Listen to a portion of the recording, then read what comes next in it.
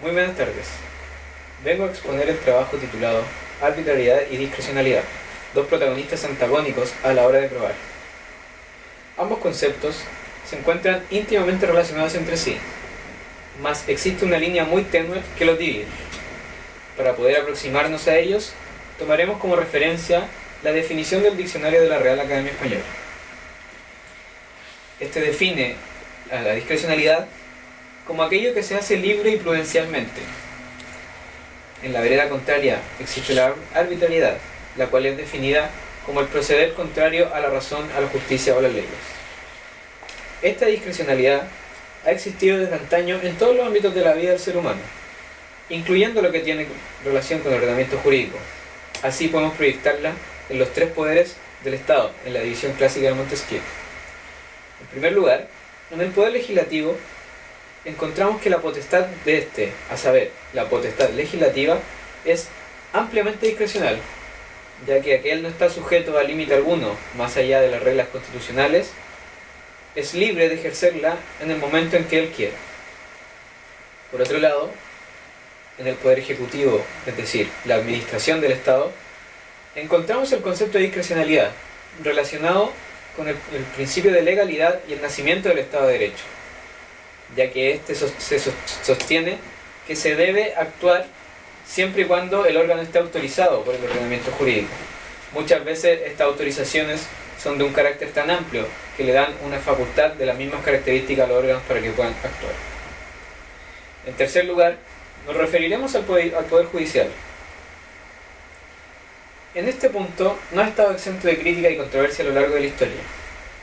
Hay algunos quienes niegan la existencia de dicha discrecionalidad en el Poder Judicial, como por ejemplo la Escuela de la Exégesis del Derecho señala que el ordenamiento jurídico es uno y totalmente completo y que todas las leyes y disposiciones tienen una sola interpretación válida, a partir de la cual no existe discrecionalidad para los jueces, para que los jueces puedan elegir. Por otra parte, Dworkin establece que el ordenamiento jurídico, si bien no es completo, existen principios a los cuales debe recurrir el juez a la hora de resolver un caso, principios que le dictan una sola resolución. Por otra parte, se encuentran quienes afirman la existencia de esta discrecionalidad, como por ejemplo la Escuela Libre del Derecho, quien señala que la idea de concebir el ordenamiento jurídico como un todo unificado es una farsa, ya que sería irrisorio pretender que el legislador pudiera regular todos los casos existentes y que puedan desarrollarse en una sociedad. Hecho esta aproximación, procederemos a definir un propio concepto de discrecionalidad, entendiéndola como una facultad que otorga el ordenamiento jurídico para que el juez pueda proceder habilitado por derecho y resuelva racionalmente, tanto en criterios de forma y de fondo, siendo estos controlables. Las características propias de este concepto son el poder. Denota un poder, una facultad para el juez que le permite introducir elementos de su propia cosecha, como podríamos decir. En segundo lugar, creemos que la discrecionalidad es inherente al ordenamiento jurídico, porque consideramos es incompleto, como señalaba hace un momento, según la teoría de la Escuela Libre del Derecho. Por último, una nota propia de la discrecionalidad contemporánea es su legalidad, es decir, esta viene amparada por el ordenamiento jurídico. Hechas las consideraciones preliminares, nos acercaremos al capítulo de la discrecionalidad acerca de las cargas dinámicas.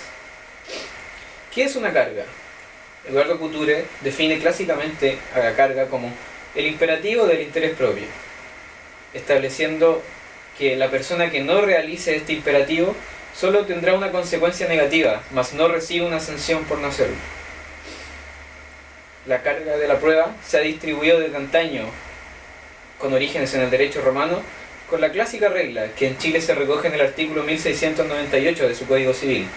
Incumbe probar la existencia de las obligaciones o su extinción al que alega aquellas o estas. A partir de esta rígida regla probatoria, se ha empezado a desarrollar la llamada teoría de las cargas dinámicas de la prueba, cuyo principal autor o desarrollador histórico es el señor Bentham, en el siglo XIX. Este sostiene dicha teoría se fundamenta en los principios procesales, principalmente en el de colaboración y en el de buena fe por las partes. Las cargas dinámicas, no obstante, no se contraponen a la clásica regla rígida en materia de distribución de la carga probatoria, ya que ambas se inspiran en un supuesto básico, que es la llamada facilidad probatoria. Por una parte, la clásica regla se estableció porque era de toda lógica pensar que para la parte que alega la existencia de una obligación le es más fácil probar, al igual que a otra parte no le es tan fácil probar un hecho negativo. Las cargas dinámicas se sustentan en este mismo principio, en esta misma base, la facilidad probatoria, ya que a partir de esta, la parte que se encontrara en mejor condiciones de probar debería ser la que está destinada a hacerlo en el proceso. Ahora, ¿qué entendemos por el concepto de facilidad probatoria? Muchos autores han tratado de hacer una aproximación o una definición o delimitación de este concepto. Más nos quedaremos con dos criterios que han sido recogidos por la doctrina.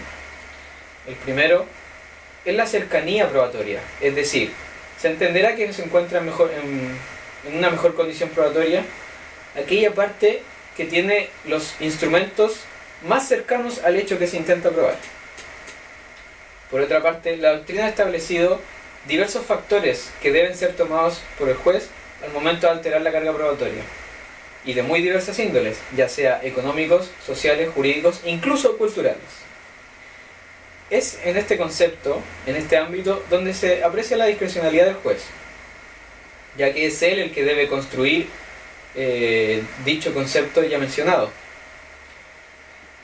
¿Qué podemos hacer para que esto no pase a una arbitrariedad?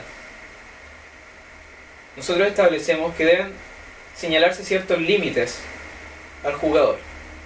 En primer lugar, una definición legal de qué se entenderá siempre por una mejor condición probatoria, una facilidad probatoria.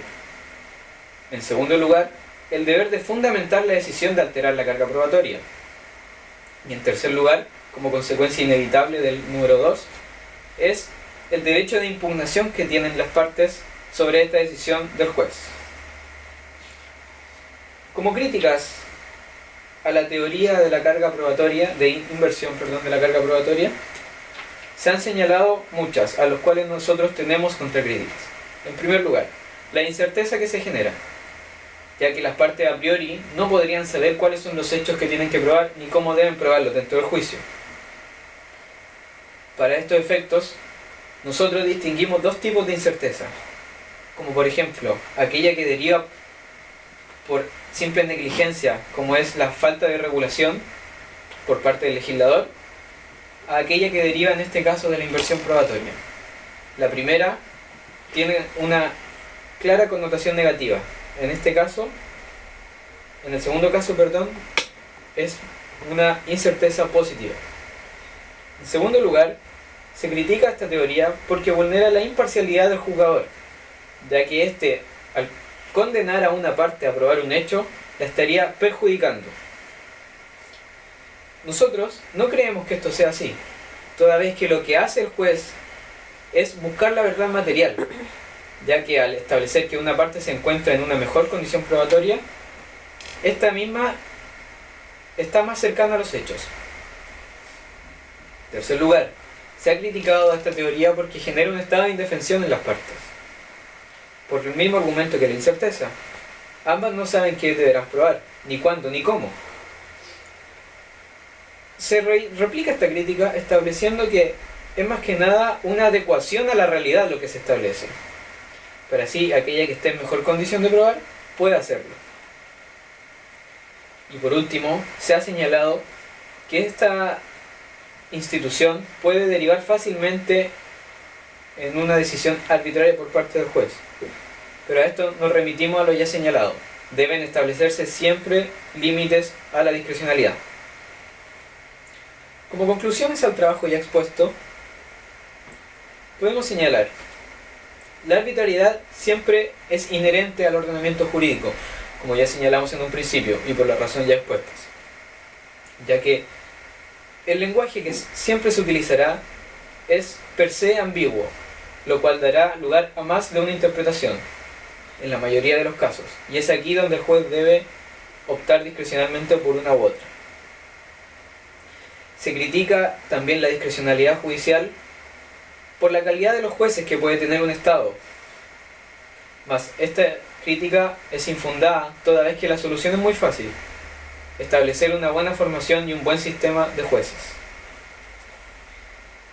Se concluye también que la situación debe transparentarse, es decir, como señalamos que era inherente la discrecionalidad del ordenamiento jurídico, señalamos también que ésta debe consagrarse legalmente, ya que de lo contrario existirá de todas maneras, pero no será transparente para las personas. En tercer lugar, establecemos que la discrecionalidad no debe ser absoluta, ya que se deben establecer ciertos límites en todo ámbito para que ésta no derive en arbitrariedad. Y por último lugar, relacionado con lo anterior, deben establecerse siempre controles, ya que cuando se vulneran estos límites es muy fácil caer en arbitrariedades, lo cual debe ser siempre revisado por un superior. Muchas gracias por su atención. Muy buenas tardes.